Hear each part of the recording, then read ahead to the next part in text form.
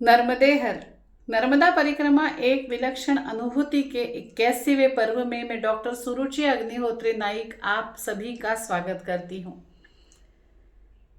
पिछले पर्व में मैंने आपको बिझौरी में जो 5 स्टार सुविधा मुझे मिली थी उसके बारे में बताया था।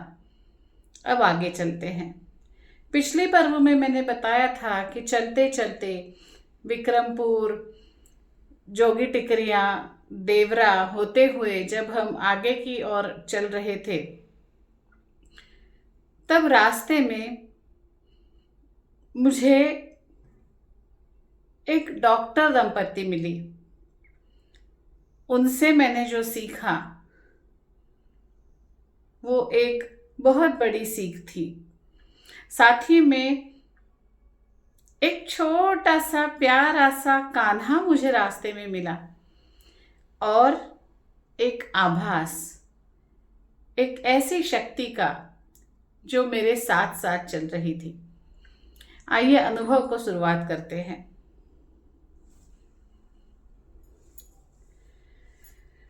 विक्रमपुर से आगे, बिझौरी से आगे विक्रमपुर तक जाने वाला मार्ग बहुत ही सुंदर मार्ग है। पहाड़ी इलाका है तो रास्ता भी ऊपर नीचे होते हुए जाता है। रास्ते के दोनों तरफ नीलगिरी के बड़े बड़े पेड़ लगे हुए हैं और मैं और बाबा बड़े ही आराम से धीरे धीरे, जैसे हम मराठी में बोलते हैं ना, रमते रमाते, रमत गमत, इस तरह से हम अपनी चाल से धीरे धीरे पाठ कुछ करते हुए, कुछ श्लोक स्तोत्र बोलते हुए धीरे धीरे चल रहे थे।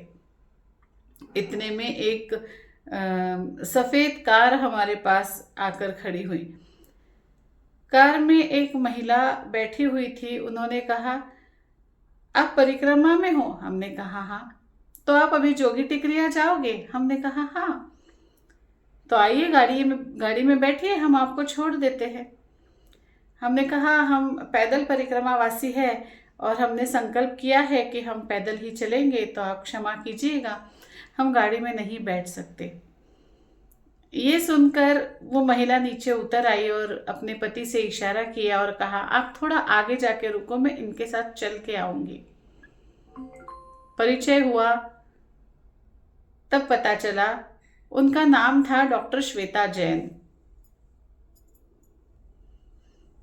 उनके पति जो गाड़ी चला रहे थे वो थे डॉक्टर पंकज जैन। ये दोनों जबलपुर के रहने वाले थे। डॉक्टर श्वेता जैन छोटे बच्चों की डॉक्टर थी और डॉक्टर पंकज जैन सर्जन थे। आप भी जोगी टिकरिया जा रही थी श्वेता दीदी? मैंने पूछा। उन्होंने कहा हाँ, हम हर शनिवार रविवार वहाँ जाते हैं। तो मैंने कहा कैसे, आपका घर है वहाँ? तो उन्होंने कहा नहीं, हम हमारे कार में जितनी ज़्यादा दवाइयाँ ले जा सकें उतनी ले जाते हैं और वहाँ जो गरीब बच्चे होते हैं उनका हम इलाज करते हैं, निःशुल्क रूप से इलाज करते हैं। ये तो बहुत अच्छी बात थी, लेकिन ये कहते कहते डॉक्टर श्वेता एक बात और बोल गई। वो कह गई, अब उनके सिवा हमारा है भी कौन? मैंने पूछ लिया, माता जी ऐसा क्यों कह रहे हैं? तो उन्होंने कहा, ईश्वर ने हमें किसी विशेष कार्य के लिए चुना है। पहले तो मैं बहुत रोया करती थी, बहुत दुखी रहा करती थी, क्योंकि ईश्वर के संकेत में समझ नहीं पाती थी। लेकिन जिस दिन मुझे ईश्वर का संकेत समझ में आया, अब मैं बहुत खुश हूँ। मैं और मेरे पति दोनों ही इसी कार्य के लिए ईश्वर द्वारा चुने गए हैं और वो कार्य है छोटे गरीब बच्चों को दवाइयाँ देना, उनकी हेल्थ का, उनकी सेहत का ख्याल रखना, उन्हें कोई भी ज़रूरत हो तो उसे पूरा करना। हम दोनों ही डॉक्टर्स हैं, पढ़े लिखे हैं, हमारे पास पैसे की कोई कमी नहीं है, लेकिन इतना होने के बावजूद भी ईश्वर ने हमें अपना बच्चा नहीं दिया। पहले तो मैं बहुत रोती थी, ईश्वर से कहती थी कि मैं खुद डॉक्टर हूँ, मैं अपनी सेहत का ख्याल रख सकती हूँ, हर चीज़ का ख्याल रख सकती हूँ, बस एक बार मुझे माँ बनने का मौका दो। और ईश्वर ने कहा, मौका तो मैं तुम्हें दे रहा हूँ पर तुम ले नहीं रही हो। तुम अगर अपने बच्चे की माँ बन गई तो बाकी सारे बच्चों का क्या होगा। और मैंने तुम्हें और डॉक्टर पंकज जैन को इसीलिए चुना है।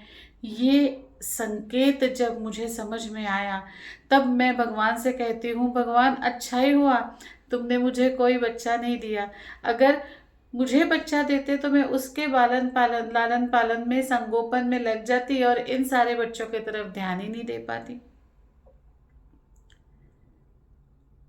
कितना मुश्किल होता होगा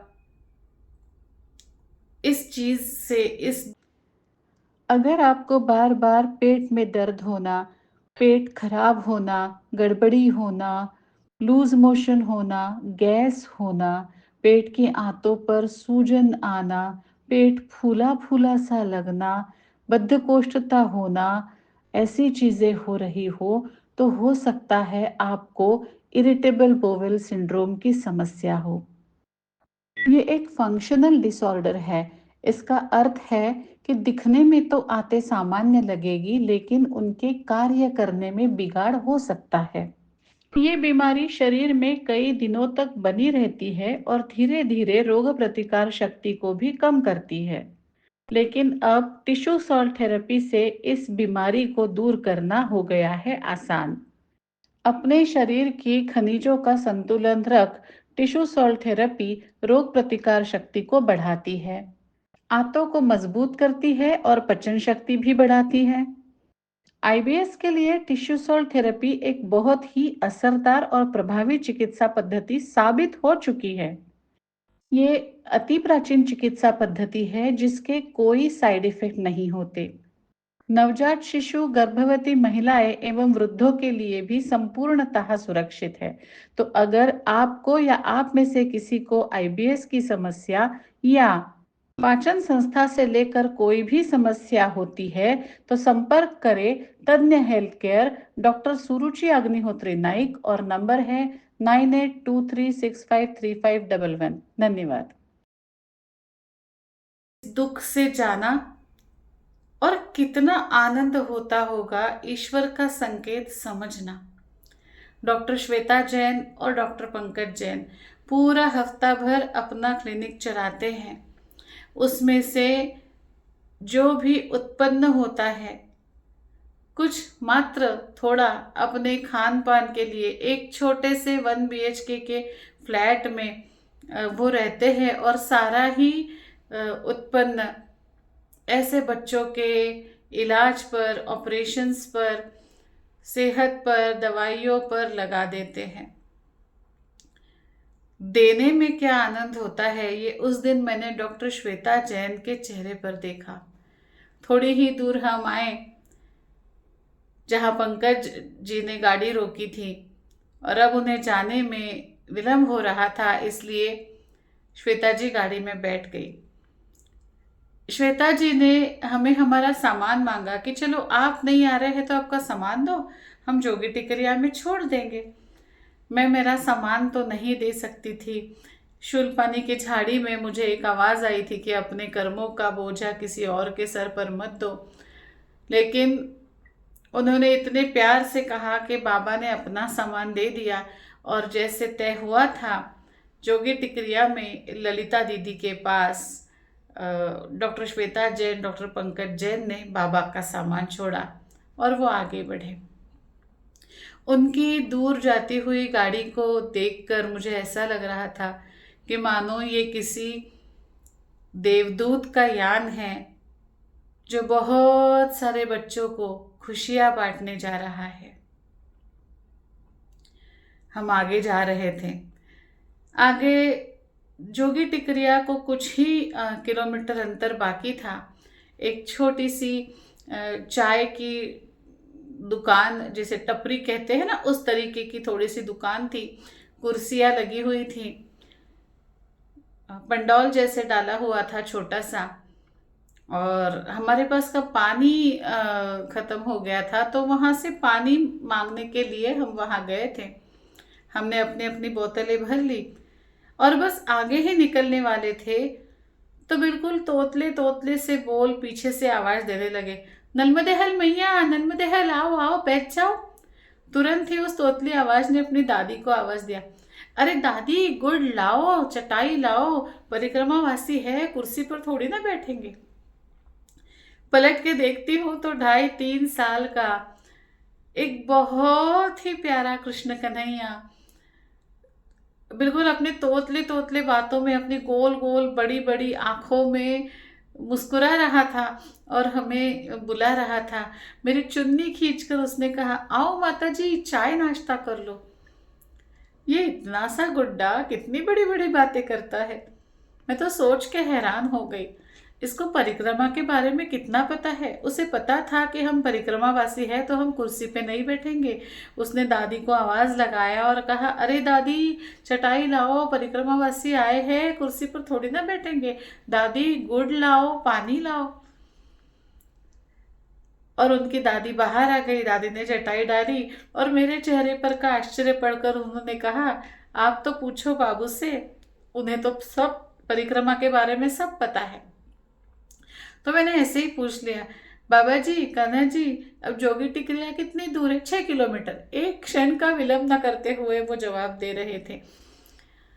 इतने प्यारे लड्डू गोपाल थे, इतने प्यारे नन्हे से कान्हा जी थे और मुझे उनसे बातें करने में इतना आनंद आ रहा था। ऐसा लग रहा था जो डॉक्टर श्वेता जैन और पंकज जैन आगे गए, उन्होंने अपनी कार से ये नन्हा गुड्डा यहाँ हमारे लिए छोड़ दिया तो नहीं है। और वहां से फिर हम आगे निकले, आगे जा रहे थे तो एक नाला पार करते हुए आगे जाना था। नर्मदा जी के उस पार डिंडोरी शहर दिख रहा था।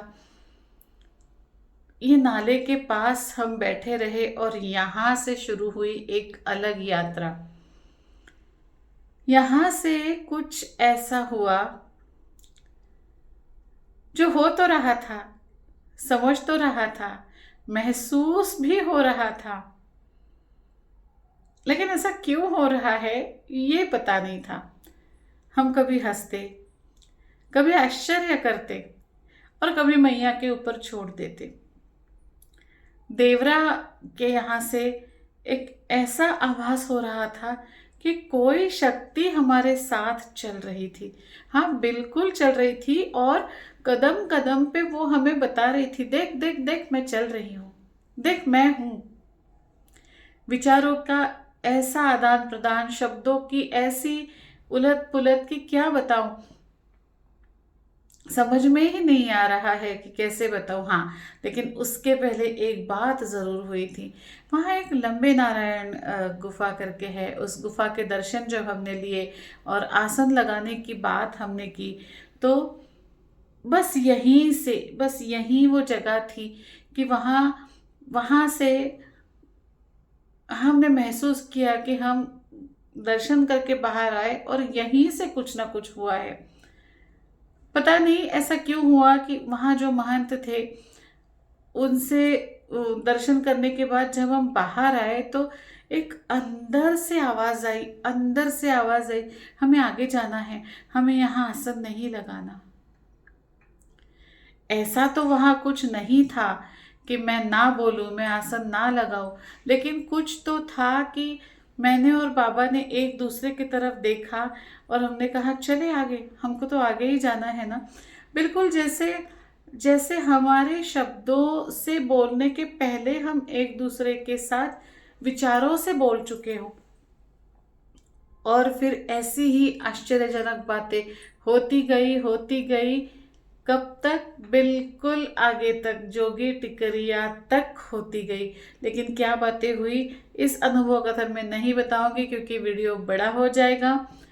तो इस शक्ति के साथ मिलते हैं अगले पर्व में। तब तक के लिए नर्मदे हर, नर्मदे हर, नर्मदे हर।